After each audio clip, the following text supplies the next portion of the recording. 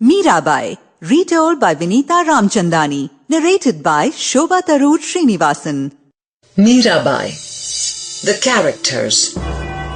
Meera, princess and wife of Raja Bhojraj, she falls in love with a god and remains true in her devotion till the end. Rao Dudaji, Meera's grandfather, who looks after her after her mother's death. Raja Bhojraj of Chittor, the eldest son of Rana Sangha, Meera's husband, is king of a Rajput territory. He tries hard to earn Meera's affection but fails. Uda, Raja Bhojraj's sister and Meera's adversary. Younger than Meera, she expects a friend in her, but a thoughtless remark from Meera turns her into a difficult relative. Ratan Kunwar Jhali, Raja Bhojraj's mother and wise administrator of the kingdom. As long as she is around, Meera has a powerful ally. Krishna, present through the story and life of Meera as her god, lord and friend. As Meera realizes, call him and he is there. Meerabai. The maid ran her hands through the long thick hair, and 4-year-old Meera enjoyed the hair massage that was part of her morning ritual. She loved it when her hair was loosened and perfumed oils were tipped on to her scalp. The luxury of the sensation was always short. Then a tight braid would be made, and flowers would be arranged, and a silken stole would be wound around her hair with a bunch of fine carved wooden sticks to keep all of this in place. The travails of being a princess, a Rajkumari. Somewhere a sitar was being played, and Meera stopped fidgeting. The musicians were playing a bhajan, and she shut her eyes.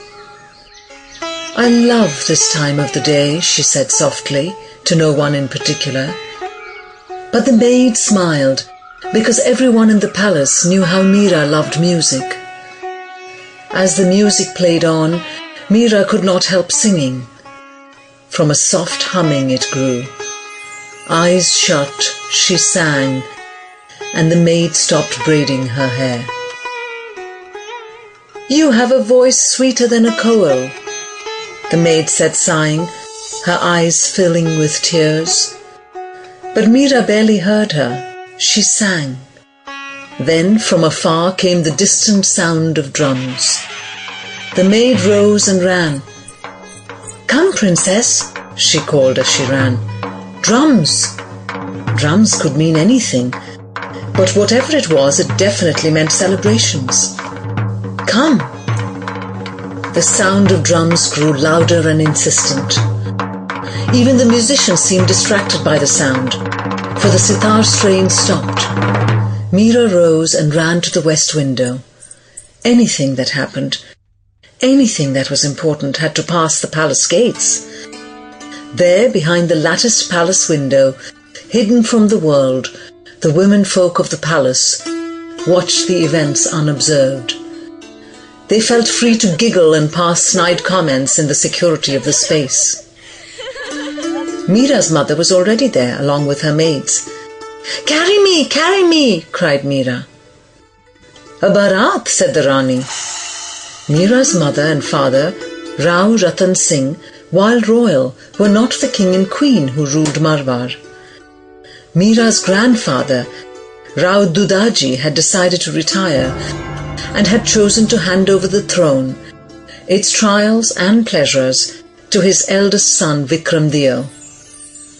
Can you see the bridegroom's face? Asked one of the women. You can always tell the age of the bridegroom by the way he sits astride a horse, the women laughed. Is it? Asked another. And how did your beloved sit? Pray tell us. After all, he has... Hush now, said Meera's mother. I cannot believe this talk. But even she wore a smile on her face. Ranima, said Meera, still being held by her maid, and still craning to look at the dancing members of the barat. Where is my bridegroom? Now everyone laughed at the little girl. It was a time when children were promised in marriage at a young age Sample complete. Ready to continue?